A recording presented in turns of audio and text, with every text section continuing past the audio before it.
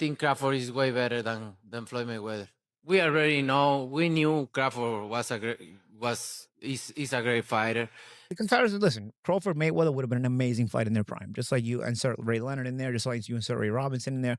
What a round robin that would have been. He tried. You catch him, he want to catch you back. You know what I mean? You fighting Bud, he's not. Bud's not running from nobody. You know what I mean? Yeah. And that's where I felt that I had the upper hand in our competition. Canelo reacted to Terence Crawford accepting Floyd Mayweather's fight offer by warning that Crawford would beat Floyd. He said Crawford is the better fighter right now and deserves full credit for his achievements. Canelo called Crawford amazing, praising his skill and timing. He believes Crawford has proven himself across many weight classes, and that fans and experts should recognize his greatness. I think Crawford is way better than Floyd Mayweather. We already know. We knew Crawford is a great fighter, and I did what I supposed to do, right? I tried for every way, and I trained really hard, and he deserved all the credit. No, I try my best tonight, and I just cannot no figure out the style. Was it something specific, the movement or his speed or power, or what? Was there something you could put your finger on that gave you the most trouble? Everything. Okay. He have everything. You know what? Sometimes you try and your body cannot go, right? That's my frustration. Maybe I can figure out Crawford, but my body cannot go anymore. So I try it, but my body just not let me go. And you need to accept it. That's it. He's a great fighter. He's a good fighter. He know how to move and everything. Garage Hackett shared his view on Canelo's comments. He pointed out the difference between Canelo's loss to Mayweather and Crawford's win over Canelo. Years later, Hackett explained that Canelo was only 23 when he fought Floyd and wasn't fully developed yet. By the time Crawford faced him, Canelo had already become the face of boxing and one of its best champions. This, Hackett said, made Crawford's victory even more impressive because he beat Canelo at his peak, not when he was young and inexperienced. Heard that what I think is when Floyd beat me, I was 23, I wasn't polished. When Bud beat me, I was the man. I was the man. And he beat me fair and square. He beat me at my game and he beat me at his game. That's why Canelo said that. Do I believe that? It's tough to believe. We're not going to ever see Bud versus Floyd. And it's crazy. It's crazy because I would love to see that fight, but I know we're not going to see it. But I can only take Canelo's word because he's the man that's been in the ring with both of them. But I understand why he said it. I was a kid when I fought Floyd. He wasn't a kid, literally, but he was young. He was young. There was a lot he didn't know. There was a lot he didn't understand about boxing that he later on learned and got better. But Bud beat the better version of me, even though it's the ran down version.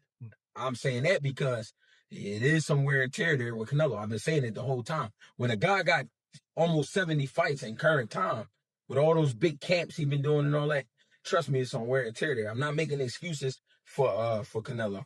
I'm just saying, I do give Bud his credit, though, for beating Canelo. And Canelo understands I am a better fighter today than I was back then. But that's hard to say because Floyd, you know what I'm saying? I feel like Bud took maybe 20% of what Floyd did and added that to his repertoire for this fight. So that's why I'm saying it's tough to say that. Joe Rogan said he was amazed by Crawford's victory over Canelo Alvarez. He highlighted that Crawford moved up to weight classes at age 37, something very rare in boxing. Rogan stressed that no fighter at that age has ever beaten someone as skilled as Canelo. For him, it was more than a win, it was a historic moment that proved Crawford's greatness. It's like, you're watching, like, wow, towards the end, towards the final rounds, really started getting comfortable and really started putting it on him. I'm like, this is amazing.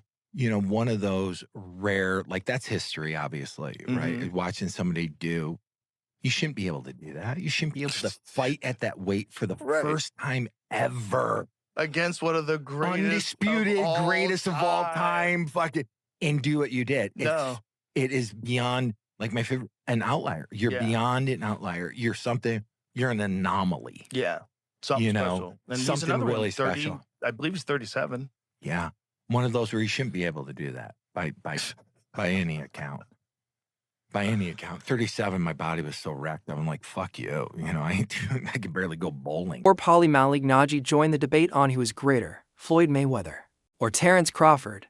He said there will never be a final answer, because each fighter belongs to a different era with different challenges. Malignaggi said Floyd's perfect record makes him a legend, but Crawford also deserves credit for winning titles in multiple divisions and beating top fighters. He believes the debate itself makes boxing exciting, even without a clear winner.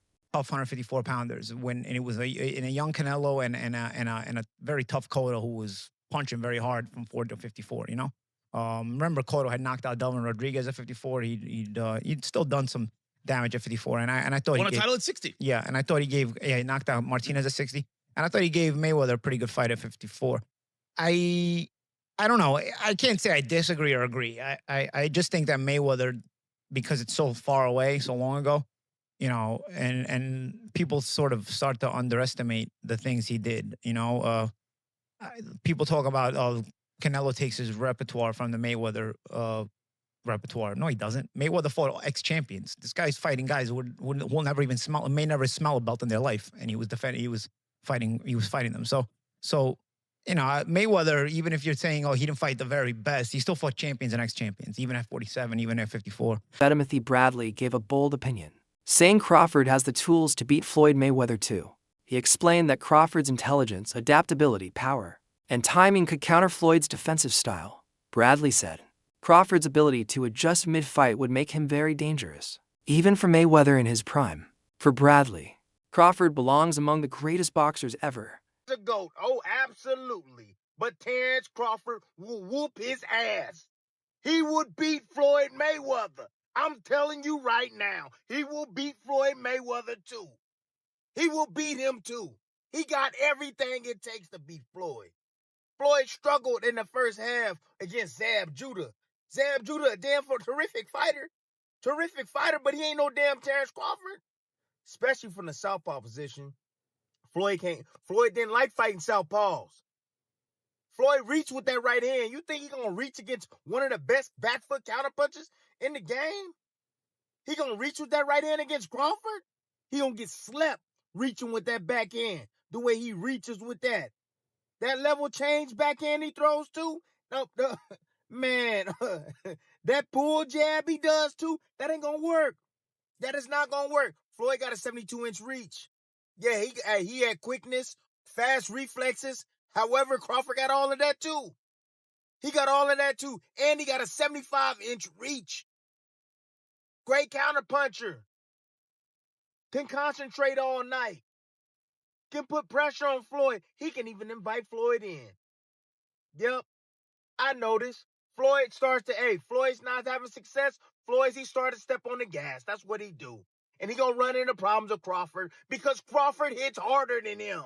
Boxing experts argue that for Crawford to truly surpass Mayweather's legacy, he must face Dmitry Bivol. Bivol is bigger, highly skilled, and dominant at light heavyweight. If Crawford beats him, critics say it would prove he's greater than Floyd because he would have defeated a prime, bigger, and technically brilliant champion, something Mayweather never did. Let's see Bivol, Bud, next, since Bud's so strong. That's what I said. Why are you talking about 54? None of them dudes gonna get you up. If you truly beat Canelo, why not be the greatest fighter in the existence of boxing? Like, Bivol is the only dude to beat two undisputed active champions. Like, he beat Canelo as an undisputed champion, and he beat Better Beef as an undisputed champion. Bivol, historically, might go down as one of the greatest to ever do it. If you beat Bivol and you beat Canelo, I mean, Crawford might have surpassed TBE in Floyd. Floyd has never beaten someone as accomplished as Bivol. And forget about accomplishments like perceived threat. Who's Bivol on Floyd's resume? Reports say Crawford is aiming to make history by becoming a 6th-division world champion, a rare achievement in boxing.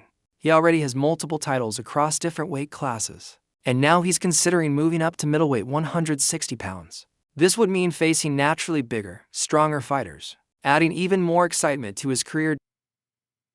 And Terrence Crawford and his team stated that if he does stay in the sport of boxing and he does move down, he's not going to drop down below 160. And so it's being reported that Terrence Crawford wants to become a 6th division champion. And a guy that he had his sights set on is now calling him out aggressively and daring him to come down and fight him. And that's Janibek, who is seen to be the best 160-pounder in the world. And he's the unified IBF and WBO 160 middleweight world champion. The middleweight division, 160, is a glamour division. There's the top 3 glamour divisions in the sport of boxing is welterweight, 147. Terrence Crawford knocked out every opponent he faced at welterweight and became undisputed there. Adding to this, Janibek uncannily directly challenged Crawford, daring him to fight at middleweight. Janibek, an undefeated champion, sees this as a chance to make his name by beating one of boxing's greatest. If Crawford accepts, it would not only be about legacy, but also a chance to prove his dominance in another division. Fans and analysts are watching closely to see if it happens. Welterweight and became undisputed there. The next glamour division is middleweight, 160. That Marvin Hagler, made famous, many middleweights, Sugar Ray Robinson. It's a glamour division, right? Sugar Ray Leonard moved up there, Tommy Hearns. That's a glamour division. And obviously, the division that carries the sport of boxing when it's on top is the heavyweight division. Then you can make a case for the lightweight division, so on and so forth, right? I would say the lightweight division is number 4. So Terrence Crawford became a champion at lightweight, right? So with that said, you have Janibek, who's seen as the best fighter there. He's the IBF WBO champion. Analyst also reflected on Miguel Silky Smooth Gonzalez, the last man to beat Crawford in the amateurs. He said that today. Beating Crawford would take extraordinary preparation and skill, just like when fighters face Floyd Mayweather in his prime. Crawford now has the same aura of invincibility, combining sharp defense with precise offense. His adaptability and accuracy make him one of the hardest fighters to beat in the world. Beat Terrence Crawford. What did you do to actually get a win over him? I agree with Augie. With what he said about Floyd, I'm going to say about Crawford. You got to punch with Crawford. You got to counter Crawford and punch with Crawford. You got to bang the body with Crawford. You got to stay on top of Crawford. You know what I mean? Fight him in that phone booth if you can. As I remember, that's exactly what I did. Crawford, he switches and all that. I don't get that. I don't get out my hookup with all the switching he does. But what tripped me out was he got low in the ring. Like, he kind of like cut his height down. I had a field day with that. He should have stayed tall. He cut his height down and I stayed in his chest, and you gotta counter Crawford. You gotta fight Crawford. And what I always thought about Crawford was he's easily taken out his hookup. I thought, maybe he fought his fight. I thought he fought my fight. Yeah, I was gonna say I think he grew out of getting out of his hookup. I think Because, I think he learned how to just kind of adjust and do what needed to be done more so. Break that down for us, guys. What do you guys mean the hookup? Break that down for us. So yeah, you know what? Getting caught up in a war? I'll go ahead, Miguel. Like break down Bud getting caught out of his hookup. Well, with Bud, I thought, but you can easily get Bud to fight you. Back in the day. Yeah. And Gamboa, showed parts of that. And Bud, all his fights, Bud fights you. Yeah. Bud gets, you know what I mean? Every fight I see Bud fighting, even still to this day, but I totally understand what Sean's saying. For sure. Bud's the truth. But when I see Bud fighting, you catch him, he want to catch you back. Mm-hmm. You know what I mean? You fighting Bud, Bud's not running from nobody. You know what I mean? Yeah. And that's where I felt that I had the upper hand in our competition. Brian Bomac McIntyre, Crawford's longtime trainer, said the fight against Canelo was easy because they were fully prepared. He dismissed criticism that Crawford avoids certain opponents.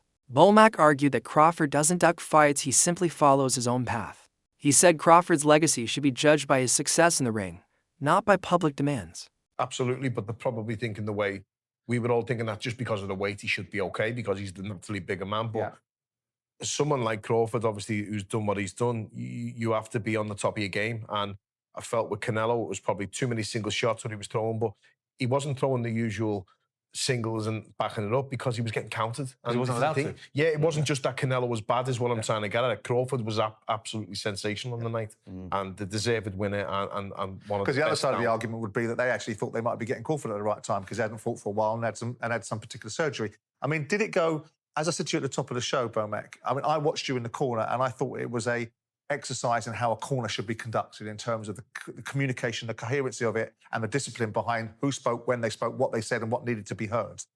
Did the fight go exactly as you had mapped out in your mind and what you thought would manifest itself? Is this your last fight?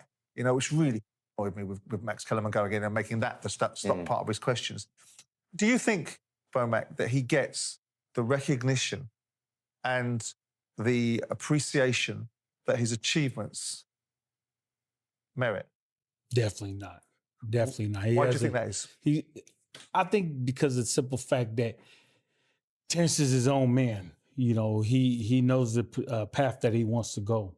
And some of the boxing critics or some of the boxing people around boxing figure he should go this route or he should go that route. When he didn't go that route and he went this route, or he's ducking the other middleweights. I mean, the other welterweights. So he's ducking the 140-pounder. No, he's not ducking them. He's just not available. Well, he should have went this way. I didn't want to go that way. I wanted to go this way because that's the way I wanted to